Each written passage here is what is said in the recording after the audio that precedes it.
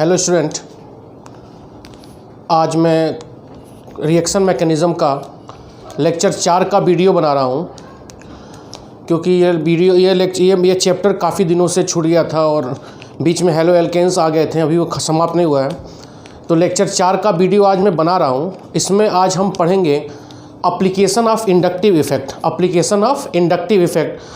तो 3 एप्लीकेशंस होते हैं। एक होता है एसिडिक स्ट्रेंथ, जो मैं बता चुका था। आज दूसरा तीसरा पढ़ेंगे।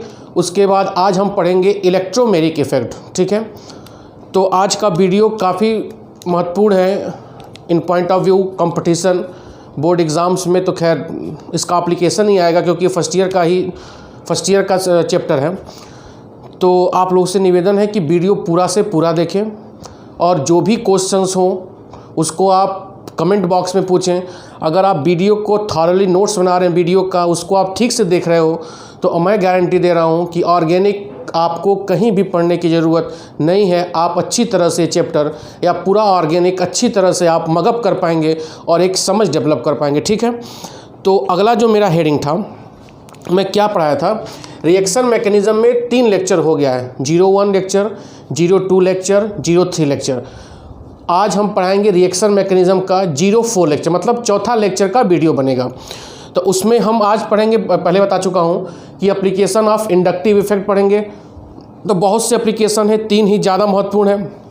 पहला क्या है, एसिडिक स्ट्रेंथ कैसे पता करेंगे, तो उस पर मैंने बहुत से क्वेश्चंस कराए थे। आज हम बात करेंगे दूसरा एप्लीकेशन इंडक्टिव इफेक्ट का, बहुत महत्वपूर्ण है, रिएक्टिविटी। ध्यान दीजिएगा बेटा, reactivity of benzene and it's derivatives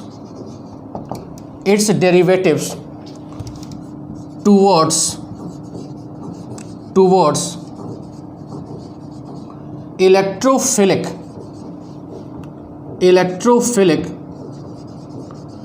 substitution reaction. Electrophilic substitution reaction. ठीक है, देखो मैं फिर एक चीज़ बता रहा हूँ कि रिएक्शंस न्यूक्लियोफिलिक होता है, न्यूक्लियोफिलिक एडिशन होता है, न्यूक्लियोफिलिक सब्स्टिट्यूशन होता है, इलेक्ट्रोफिलिक एडिशन होगा, इलेक्ट्रोफिलिक सब्स्टिट्यूशन होगा, फ्री रेडिकल होता है, एलिमिनेशन रिएक्शन, बहुत सारे रिएक्शंस होते हैं। तो इसी चैप्टर में रिएक्शन मैकेनिज़्म में ही टाइप्स ऑफ रिएक्शन करके मैं पूरी हेडिंग पढ़ाऊंगा और आपको पहचानना बताऊंगा कि कौन सा रिएक्शन कौन देता है और कौन सा रिएक्शन किस प्रकार का है। ठीक है, तो देखो मैं क्या हेडिंग डाल रहा हूं कि reactivity of benzene and it's derivative towards electrophilic substitution reaction. ठीक है, ध्यान दो,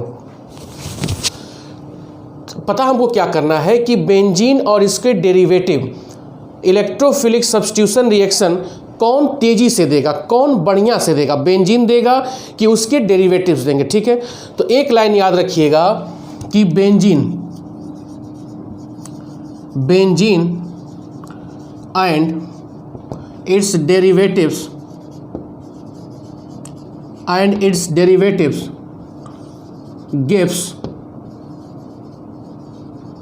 gives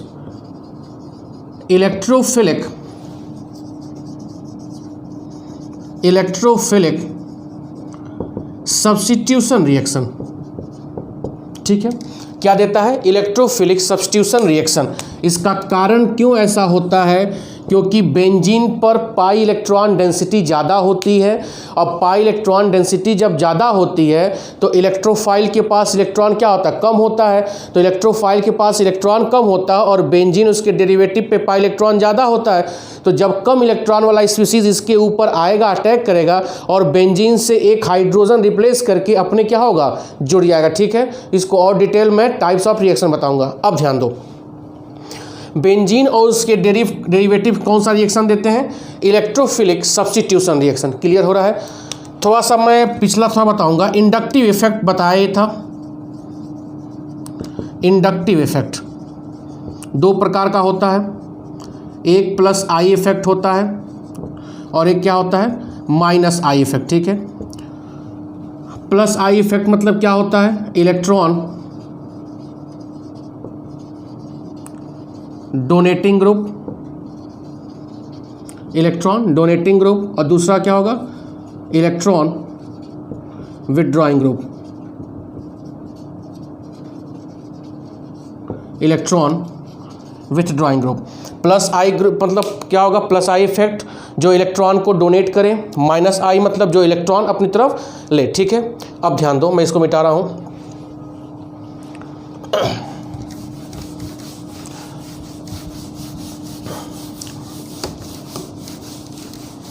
बेंजीन और उसके डेरिवेटिव्स बहुत से रिएक्शन देते हैं, कपलिंग रिएक्शन होता है, कई प्रकार का रिएक्शन होता है, लेकिन जनरली पूछा जाए तो इलेक्ट्रोफिलिक सब्स्टिट्यूशन रिएक्शन। ठीक है, ध्यान दो।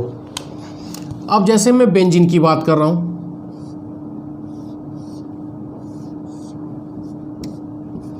और इससे एक हाइड्रोजन रिप्लेस करके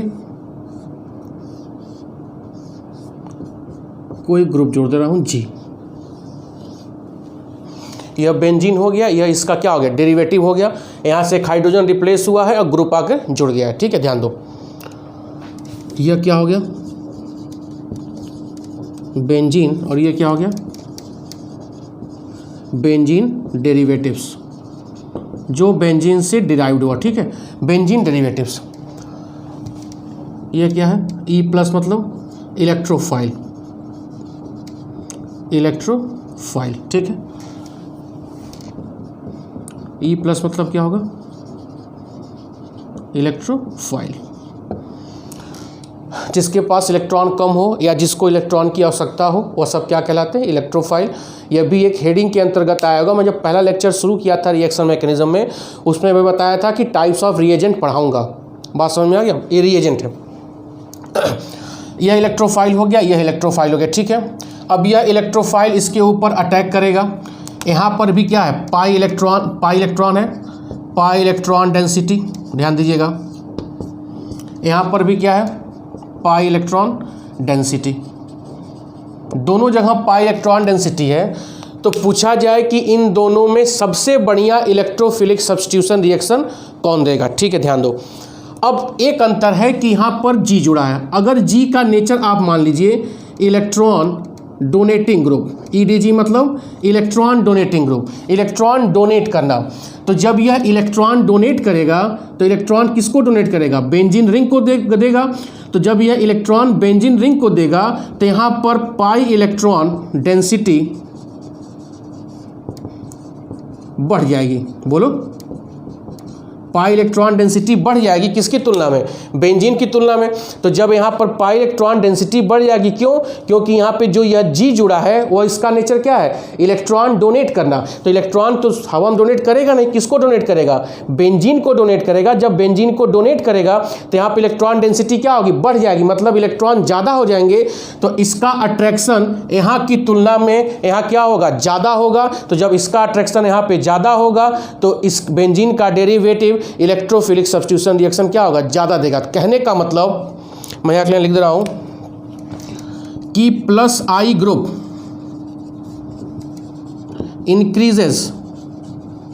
increases electron density on benzene ring। Electron donating group मतलब कौन सा, प्लस आई। क्लियर हो रहा है। एग्जाम्पल देख लो, कहीं मेंस में लिखने के लिए आ सकता है क्या, बेंजीन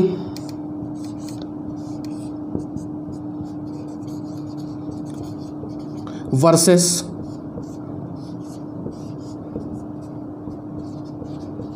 टॉलुइन। दो कंपाउंड में ले रहा हूं। पहला कंपाउंड क्या है, बेंजीन है, दूसरा इसका डेरिवेटिव क्या है, टॉलिन। पूछा जाए कि इस बेंजीन और इस टॉलिन में कौन ज़्यादा इलेक्ट्रोफिलिक सब्स्टिट्यूशन रिएक्शन देगा या कौन इजीली से इलेक्ट्रोफिलिक सब्स्टिट्यूशन रिएक्शन देगा, तो आपके पास आंसर एकदम क्लियर है कि बेंजीन पर यह कौन सा ग्रुप जुड़ा है, एल्किल ग्रुप। यह क्या है, प्लस आई ग्रुप है। बोलो, प्लस आई ग्रुप है। तो जब प्लस आई ग्रुप है तो इंक्रीजेस इलेक्ट्रॉन डेंसिटी। क्लियर हो रहा है, इंक्रीजेस इलेक्ट्रॉन डेंसिटी, तो यह इलेक्ट्रॉन डेंसिटी बेंजीन रिंग पर बढ़ा देगा। तो जब बेंजीन रिंग पर इलेक्ट्रॉन डेंसिटी बढ़ा देगा तो इलेक्ट्रोफिलिक का अट्रैक्शन यहाँ की तुलना में यहाँ पे क्या होगा, ज़्यादा होगा। तो टॉल्यूइन हमेशा बेंजीन से बढ़िया इलेक्ट्रोफिलिक सब्स्टिट्यूशन रिएक्शन देगा। क्यों? क्योंकि इसके पास कौन सा ग्रुप जुड़ा हुआ है, electron donating group, that is plus I effect. Clear हो गया। और एक फार्मूला आपको यही याद रखना है कि जब भी plus I group benzene ring पर जुड़ा होगा तो plus I group electron density क्या करेगा, बढ़ा देगा। क्लियर हो रहा है, बोलो पहचान लेंगे। इसको भी कॉपी में आप अपने जहाँ भी लिखना होगा लिख लीजिएगा। ये सब कॉम्पिटिटिव है। आगे बढ़ो, मिटा रहा हूँ, ठीक है।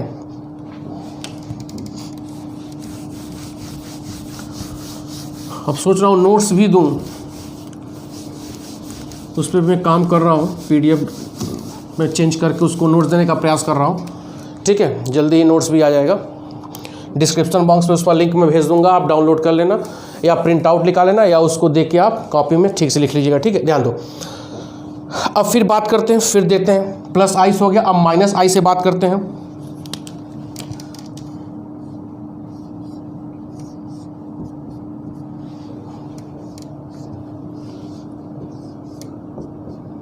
यहाँ मान लो जुड़ा है जेड। क्या जुड़ा है, जेड। बेंजीन, यह हो गया बेंजीन डेरिवेटिव्स, ठीक है। सब कुछ प्रोसेस हुई। यह हो गया इलेक्ट्रोफाइल। ई प्लस को क्या बोलते हैं, इलेक्ट्रोफाइल। यहाँ पर भी ई प्लस को क्या बोलते हैं, इलेक्ट्रोफाइल, ठीक है। ध्यान दीजिए। अब इलेक्ट्रोफाइल में इस पे भी अटैक करेगा, इस पर भी अटैक करेगा, क्योंकि दोनों जगह इलेक्ट्रॉन डेंसिटी है। यहाँ पर भी क्या है, पाई इलेक्ट्रॉन डेंसिटी, यहाँ पर भी क्या है, पाई इलेक्ट्रॉन डेंसिटी, ठीक है। लेकिन यहाँ पर जेड जुड़ा है और जेड का नेचर क्या है, EWG। EWG समझ रहे हो, electron withdrawing group. Electron withdrawing group मतलब माइनस आई ग्रुप, माइनस आई ग्रुप। तो माइनस आई ग्रुप मतलब क्या होगा, इलेक्ट्रॉन अपनी तरफ पुल करना, खींच लेना। तो जब अपनी तरफ खींचेगा तो इलेक्ट्रॉन खींचने का मतलब क्या, बोलो, pi electron density decreases. Clear हो रहा है। तो जब अपनी तरफ इलेक्ट्रॉन या पुल करेगा तो यहाँ पे पाई इलेक्ट्रॉन डेंसिटी क्या होगी, घट जाएगी। और जब पाई इलेक्ट्रॉन डेंसिटी घट जाएगी तो इलेक्ट्रोफाइल का अट्रैक्शन बेंजीन की तुलना में क्या हो जाएगा, कम हो जाएगा। तो कहने का मतलब minus I group decreases pi electron density on benzene ring. Clear हो रहा है। माइनस आई ग्रुप डिक्रीजेस इलेक्ट्रॉन या pi electron density on benzene ring. और एक एग्जांपल भी देख लेते हैं इसी पर। क्या एग्जांपल देखते हैं,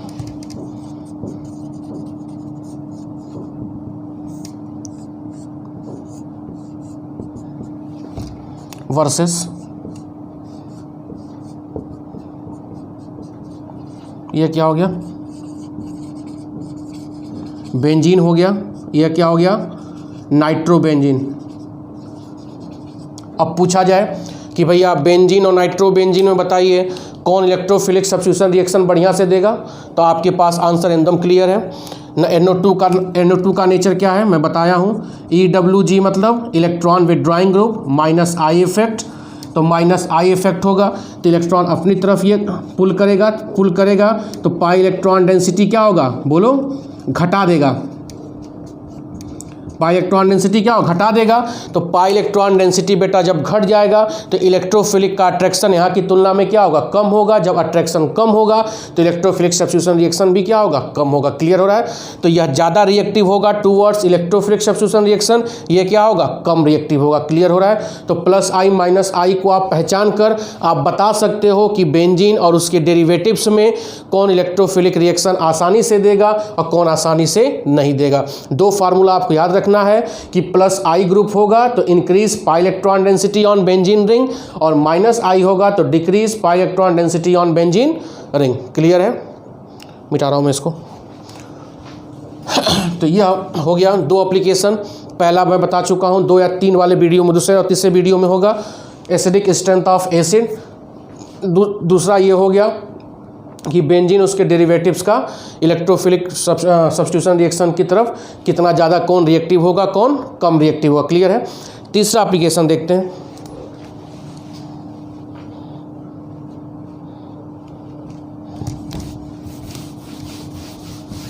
ये बीएससी में बड़ा इंपॉर्टेंट है, जो बीएससी के बच्चे जाते हैं जेएमएम की तैयारी करते हैं। ये क्वेश्चंस आप उठा के देखिए, बहुत सारे ये सब क्वेश्चंस पूछे हैं। अरेंज करिए डिक्रीजिंग ऑर्डर में, इंक्रीजिंग ऑर्डर में, तो ये सब बहुत सिंपल है। केवल -i +i पहचानना है और कट क्वेश्चन सब करना है और हैप्पी बर्थडे कर देना है। ठीक है। अब ध्यान दो, तीसरा एप्लीकेशन क्या है।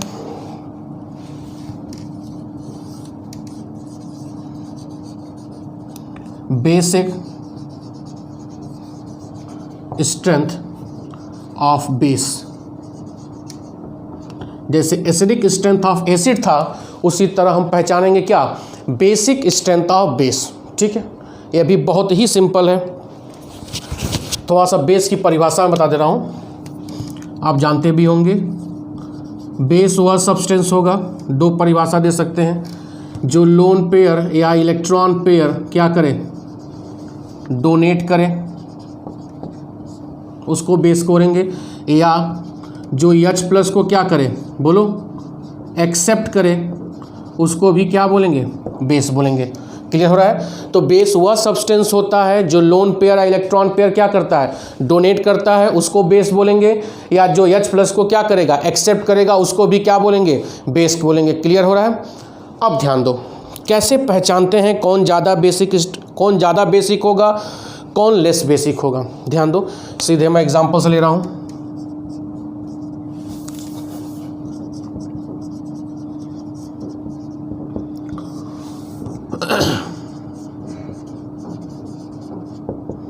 Aliphatic amines versus ammonia. Aliphatic amines versus ammonia. एक चीज़ और, जिस मॉलिक्यूल के ऊपर लोन पेयर होंगे, वह बेस ही होते हैं। यह पहचान है ना, जिस मॉलिक्यूल के ऊपर लोन पेयर होंगे वह बेस होंगे। देखो H2O एक ऐसा मॉलिक्यूल है जिसके ऊपर लोन पेयर होता है, लेकिन वह एम्फोटेरिक होता है। तो अब मैं बताऊंगा क्यों एम्फोटेरिक होगा, क्योंकि H+ डोनेट एक्सेप्ट भी करता है और H+ डोनेट भी करता है। वह डिपेंड कर रहा है किससे रिएक्शन कर रहा है। ठीक है। तो H2O एम्फोटेरिक होता है, उसका नेचर, उसका दिक्कत होगा, मैं उसका एक वीडियो 10-5 मिनट का बना दूंगा। लेकिन H2O की बात यहाँ नहीं कर रहा, मैं यही कह रहा हूँ कि जिसके ऊपर लोन पेयर होगा जनरली वह क्या होता है, बेस होता है। ठीक है। मैं 2 मॉलिक्यूल्स की तुलना कर रहा हूँ। एक एलिफैटिक एमीन्स की बात कर रहा हूँ, दूसरा किसकी बात कर रहा हूँ, अमोनिया की। ठीक है। ध्यान दो, RNH2 एलिफैटिक एमीन होता है, RNH2 नाइट्रोजन पे लोन पेयर है, अमोनिया आप जानते हैं NH3। स्ट्रक्चर इस तरह नहीं होता, पिरामिडल होता है, समझाने के लिए बना रहा हूं मैं। ठीक है। अब आप समझो, इसके पास भी लोन पेयर है, इसके पास भी लोन पेयर है, तो लोन पेयर दोनों डोनेट कर सकते हैं और H+ दोनों एक्सेप्ट कर सकते हैं। अब हमको पता करना है कि इनमें सबसे ज़्यादा या सबसे स्ट्रांगेस्ट बेस कौन होगा। बात समझ में आ रही है, सबसे स्ट्रांगेस्ट बेस कौन होगा। ध्यान दो, यहाँ पर लोन पेयर, यहाँ पर भी लोन पेयर, लेकिन एलिफैटिक एमीन में R जुड़ा हुआ है। एलिफैटिक एमीन में क्या जुड़ा हुआ है, R जुड़ा हुआ है। और आप R जानते हो क्या होता है, +I मतलब इलेक्ट्रॉन डोनेट करना। तो यह इलेक्ट्रॉन डोनेट करेगा तो लोन पेयर का अमाउंट क्या होगा, बढ़ जाएगा। तो लोन पेयर का अमाउंट बढ़ने का मतलब यहाँ क्या लिखेंगे, मोर अवेलेबल, यह आसानी से अवेलेबल होगा। तो जब आसानी से अवेलेबल होगा तो यह लोन पेयर आसानी से डोनेट करेगा, या जब इसका अमाउंट ज़्यादा हो जाएगा तो H+ आसानी से क्या करेगा, एक्सेप्ट करेगा। और यह क्या होगा, कोई यहाँ पर एल्किल ग्रुप नहीं जुड़ा है, तो यह क्या होगा, लेस अवेलेबल होगा। क्लियर हो रहा है। तो इसका मतलब कह सकते हैं कि aliphatic amines are more basic than ammonia. Clear हो रहा है, मोर बेसिक देन अमोनिया। क्यों ऐसा हो रहा है, क्योंकि एलिफैटिक एमीन्स में R जुड़ जा रहा है, R इलेक्ट्रॉन डेंसिटी बढ़ा देगा। क्यों बढ़ा देगा? क्योंकि यहाँ पे प्लस I इफेक्ट है। अब आप पूछ सकते हैं कि सर एल्किल ग्रुप क्यों प्लस I इफेक्ट शो करता है? तो मैंने कहा था कि उसमें मैं हाइपर कॉन्जुगेशन बताऊंगा। मैं तार फंस गया। हाइपर कॉन्जुगेशन मैं इसी में बताऊंगा, जो 6वां 7वां वीडियो आएगा, ठीक है।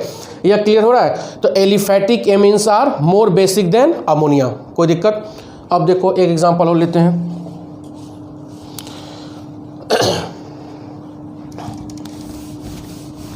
आप क्वेश्चंस पूछ सकते हैं description box, sorry comment box में आप क्वेश्चंस पूछ सकते हैं। किसी को कोई भी दिक्कत हो then ask me in comment box, ठीक है। अब देखिए दूसरा एग्जांपल लेते हैं।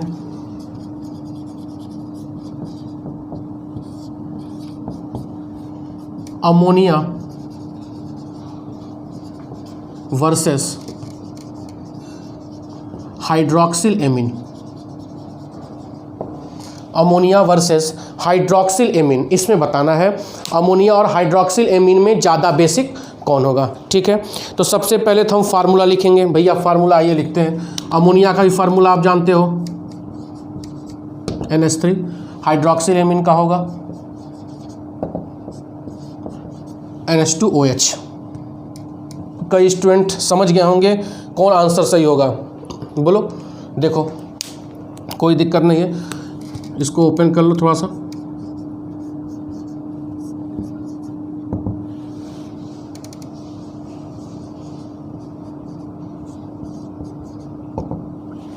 हो रहा है क्लियर? अब ध्यान दो, लोन पेयर, यहाँ पर भी लोन पेयर, लेकिन हाइड्रोक्सिल एमीन में OH जुड़ा हुआ है। यह क्या शो करेगा? Minus I effect. यह सब मैं पहचान तरीका बताया हूँ, minus I effect.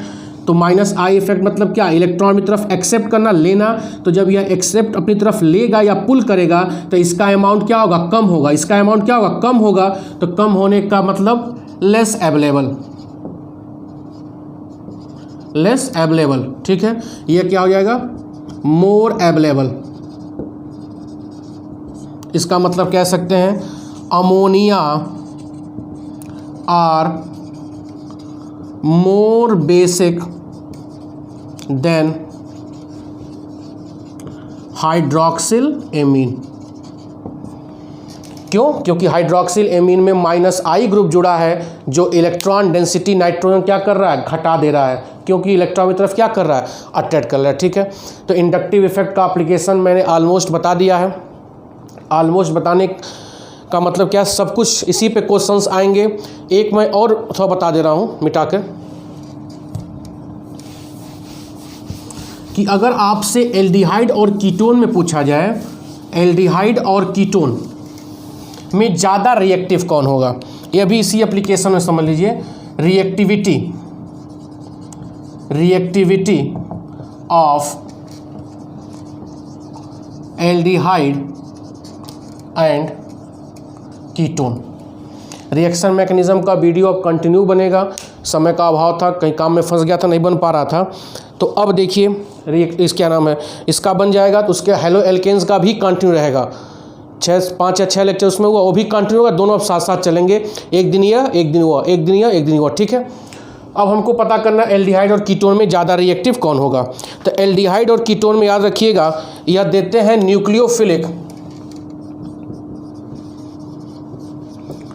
Nucleophilic addition reaction. क्या देते हैं? न्यूक्लियोफिलिक एडिशन रिएक्शन, ठीक है। अब ध्यान दो, ये क्या हो गया? एल्डिहाइड, ठीक है। दूसरा मार्कर ले लें। ये क्या हो गया? कीटोन। ये क्या हो गया? कीटोन हो गया, ठीक है। और यह हो गया Nu- को बोलते हैं न्यूक्लियोफाइल। इसके तरफ भी न्यूक्लियोफाइल अटैक करेगा, इसके तरफ भी न्यूक्लियोफाइल क्या करेगा? अटैक करेगा, ठीक है। अब ध्यान दो, होता क्या है, कार्बन और ऑक्सीजन के बीच में डबल बॉन्ड है, तो यह मोर रिएक्टिव है, इधर शिफ्ट होगा। तो जैसे यहाँ पे शिफ्ट होगा, यहाँ पे पॉजिटिव चार्ज क्रिएट होगा, बोलो, यह जैसे ही शिफ्ट होगा यहाँ पर क्या होगा, पॉजिटिव चार्ज, और इसी पॉजिटिव चार्ज पे न्यूक्लियोफाइल क्या कर रहा है, अटैक कर रहा है। बोलो समझ में नहीं आ रहा है। अब बेटा ध्यान देना, जो न्यूक्लियोफाइल का जो अटैक है किस पर, एल्डिहाइड और कीटोन पर, वह डिपेंड करेगा कि पॉजिटिव चार्ज का अमाउंट कम है कि ज़्यादा है। नहीं समझ में आया। मैं कह रहा हूँ कि यह एल्डिहाइड और कीटोन में बताना है कौन ज़्यादा रिएक्टिव होगा, और यह कौन सा रिएक्शन देता है, न्यूक्लियोफिलिक एडिशन रिएक्शन, मतलब पहले न्यूक्लियोफाइल ऐड करेगा। तो यहाँ पे इलेक्ट्रॉन का शिफ्टिंग हुआ, यहाँ पॉजिटिव चार्ज क्रिएट हुआ, यहाँ पे इलेक्ट्रॉन शिफ्टिंग हुआ, यहाँ पर पॉजिटिव चार्ज क्रिएट हुआ। अब इसके पास निगेटिव चार्ज है तो यह अटैक करेगा, यह भी निगेटिव चार्ज है, यहाँ पे अटैक करेगा। ठीक है, मैं क्या कह रहा हूँ कि जो न्यूक्लियोफाइल का अटैक है किस पर, एल्डिहाइड और कीटोन पर, वह डिपेंड करेगा अमाउंट ऑफ पॉजिटिव चार्ज। अगर पॉजिटिव चार्ज ज़्यादा है, अगर पॉजिटिव चार्ज ज़्यादा है तो न्यूक्लियोफाइल तेज़ी से आएगा, और अगर पॉजिटिव चार्ज कम है तो न्यूक्लियोफाइल उतना तेज़ी से नहीं आएगा। पॉजिटिव चार्ज ज़्यादा होने का मतलब क्या है कि इलेक्ट्रॉन ज़्यादा कम है। नहीं समझ में आ रहा, किसी के ऊपर ज़्यादा पॉजिटिव चार्ज है, मतलब कोई बहुत ज़्यादा गरीब है तो मतलब उसके पास पैसा कम है बेटा, और कोई कम गरीब है तो उसके पास पैसा उसकी तुलना में थोड़ा सा ज़्यादा है। नहीं बात समझ में आ रही है। अगर कोई पूछा जाए राम और ए और बी में ए के पास 10 रुपया है, चाहे से छोड़ो, मैं पूछ रहा हूँ अगर किसी के पास कोई बहुत ज़्यादा गरीब है तो उसके पास पैसा बहुत कम है, अगर कोई थोड़ा सा गरीब है तो मतलब उसके पास पैसा उस ज़्यादा गरीब से थोड़ा सा ज़्यादा होगा। कॉन्सेप्ट क्लियर हो रहा है ना। तो अब देखो, अब यहाँ पर भी पॉजिटिव चार्ज है और यहाँ पर भी पॉजिटिव चार्ज है, लेकिन यहाँ पर क्या जुड़ा हुआ है, एल्किल ग्रुप। तो यह इलेक्ट्रॉन क्या करेगा, इसको डोनेट करेगा, तो जो यहाँ कमी थी इसकी कमी को थोड़ा सा यह कम कर देगा। नहीं समझ में आया। पॉजिटिव चार्ज मतलब इलेक्ट्रॉन कम, बोलो, और यहाँ पर एक ऐसे दानवीर जुड़े हुए हैं जो इलेक्ट्रॉन दे रहे हैं, मतलब पैसा इसको दे रहे हैं। तो जब पैसा इसको दे रहे हैं, जो इसकी गरीबी थी कम हुई, बोलिए। उसी तरह यहाँ पर 2 दानवीर हैं, तो जब 2 दानवीर हैं तो अभी पैसा देंगे तो इसकी गरीबी यहाँ की तुलना में ज़्यादा कम होगी। नहीं समझ में आ रहा है। तो यहाँ पे पॉजिटिव चार्ज का अमाउंट कम है इन कंपेरिजन टू यहाँ, क्यों, क्योंकि यहाँ पर 2+ आई ग्रुप जुड़े हैं जो पॉजिटिव चार्ज का अमाउंट कम कर दे रहे हैं इलेक्ट्रॉन डोनेट करके। तो न्यूक्लियोफाइल का एडिशन यहाँ की तुलना में यहाँ पर कम होगा। यही कारण है कि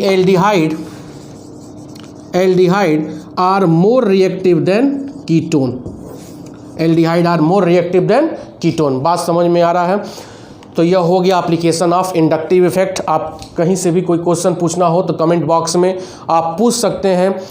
आज का वीडियो मैं ही तरह दे रहा हूँ। अब कल मैं पढ़ाऊँगा इसी पर इलेक्ट्रोमेरिक इफेक्ट, अगला जो इलेक्ट्रॉन डिस्प्लेसमेंट है। पहले वीडियोस आप देखेंगे रिएक्शन मैकेनिज्म तो आपको ज़्यादा समझ में आएगा। तो मैं हाथ जोड़ के निवेदन कर रहा हूँ कि रिएक्शन मैकेनिज्म समझना हो बच्चों को तो लेक्चर 1 से स्टार्ट करिए। मेरे MP सिंह केमिस्ट्री कॉन्सेप्ट में पूरा लेक्चर है, फिर दूसरा, तीसरा, ये चौथा लेक्चर था आज का। और फिर मैं कल इलेक्ट्रोमेरिक बताऊँगा, फिर इलेक्ट्रोमेरिक और इंडक्टिव इफेक्ट में क्या बेसिक डिफरेंस है वह बताऊँगा। उसके बाद फिर मीजोमेरिक है, फिर रेजोनेंस है, फिर हाइपर कॉन्जुगेंस। ठीक है, कोई भी क्वेश्चन होगा आप प्लीज़ क्वेश्चन बॉक्स में कमेंट बॉक्स में आप पूछ सकते हो। बहुत बहुत धन्यवाद। Thank you. Have a nice day.